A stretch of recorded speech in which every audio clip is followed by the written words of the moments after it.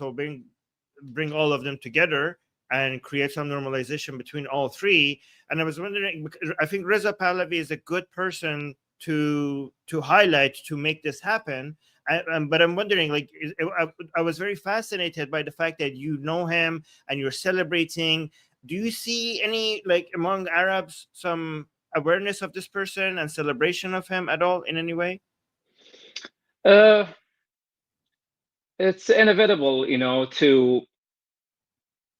to not consider Reza Pahlavi as a leader for the next Iranian chapter. The Arabs, they wanted someone who is continuously bringing the truth about Reza Pahlavi and about the Iranian, and trying to debunk and disassociation. We have to bring the disassociation between the current IRGC with Reza Pahlavi. There are a lot of people there in confusion. They don't understand that Reza Pahlavi is not an Islamist. Well, how can we achieve that? Is through sacrificing. I'm sacrificing. I'm saying that I want the best for this region, and I've met the Iranians. The Iranians, I'm talking about the secular Iranians. I'm so sorry. I'm talking about the lion and the sun people, not the IRGC Islamist symbol. So the Arabs are in confusion. They don't understand exactly who Reza Pahlavi is. So what I'm trying to do that I'm connecting the bridges between the Iranian diaspora and the real Iranian people, the secular Iranian people who represents Iran and represents education, technology, representing peace, representing strong patriotic to Iran.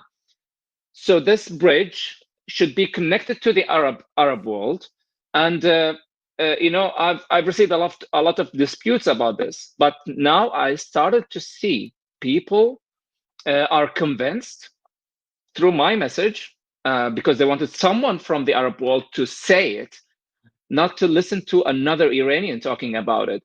So I'm just trying to build a bridge between both, and I'm promoting the truth. I never lied about this. I never boosted any message out of context. So there are a lot of changes happening in the Middle East, especially in the Arab world. And when I say Arab world, I'm talking about the GCC, the neighbors of Iran. The other world is like Arab-speaking world, I call them. I don't call them Arabs. So no matter what, the GCC has to pull themselves together and see where is their interest. It's okay to be pragmatic during this time. It's a very difficult time. There's a huge change. There's a new world order that is happening now in the Middle East, if we notice. So United Arab Emirates is the beacon of change. So they work now on the freedom of belief, and they've also joined and formed the declaration of the Abraham Accords, and they said we are welcoming anyone to join us. So I think Reza Pahlavi, His Royal Highness, is going to join the UAE, and if he joins the UAE, and I'm a GCC citizen, UAE, Kuwait, Saudi Arabia are one.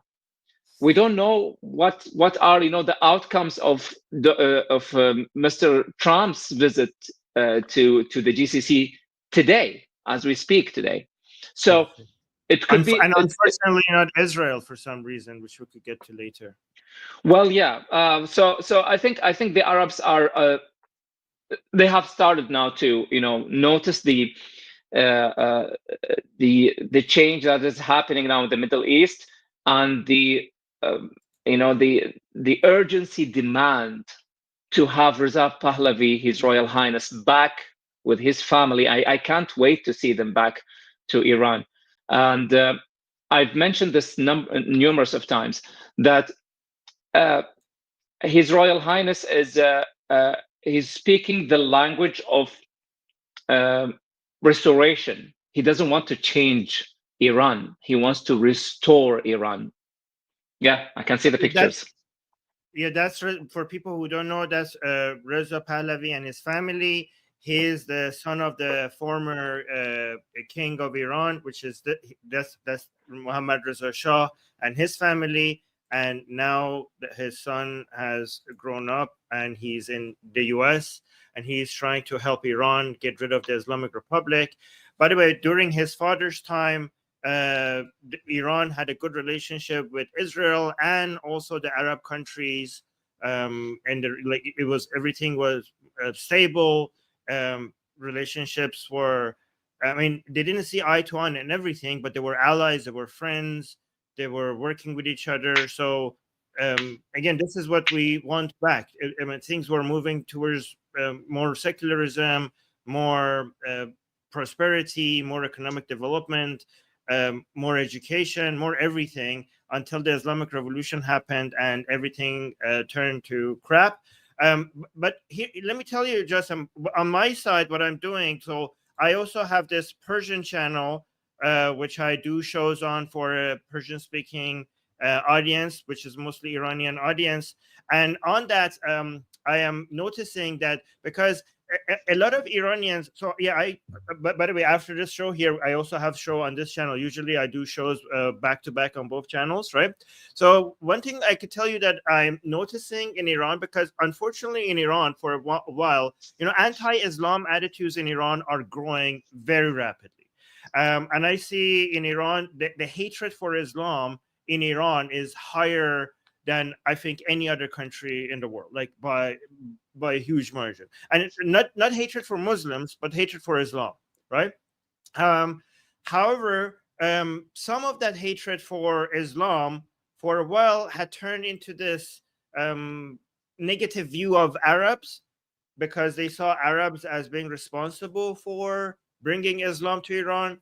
However, I've noticed a lot of over the past couple of years, a lot of people are separating Islam from Arabs, and they're also noticing secular activism among Arabs, atheist activism among Arabs, and they're also one key point in making Iranians, even though those who are against Islam, not being anti-Arab, was Reza Pahlavi himself, because Reza Pahlavi wants to have a good relationship with Arabs in the region as well, and it's encouraging Iranians to have a more positive view towards Arabs, and looking for maybe a future that we could all be cooperating, be against Islamism in this region, but work with each other, like Israelis, Iranians, and Arabs working for a better, less Islamic Middle East in the future. So also on my channel, I try to separate this as well, and I try to introduce people. I actually mentioned you on the Persian channel to our audience, so that I could show, like, look, he's an Arab, he's against Islamism, he's pro-Israel, so please do not, don't make these the same thing. Like, we should find out. And he's also pro-Reza. By the way, that sold you. The fact that you're pro-Reza Pahlavi, that was like, okay, this guy is awesome. Okay. When I said he's an atheist, people were like, oh, that's interesting. When I said he's pro-Israel, people were like, well, that's interesting. And then when I said he's pro-Reza Pahlavi, I'm like, okay, we love him. We love him. I love them more, believe me. It's look, it's scapegoating has been used as the main tool for the Arabs to just keep their heritage away from the Persian. There are a lot of Iranian heritage Kuwaitis, for example, and they still call them the Ajam, that like the foreign people. So I was saying, like, are you name calling the civilization who lived for like thousands of years? And when we say civilization, it means like people who came to form a language and then build a country, build a ruling system, and then prosper this and then become a civilization.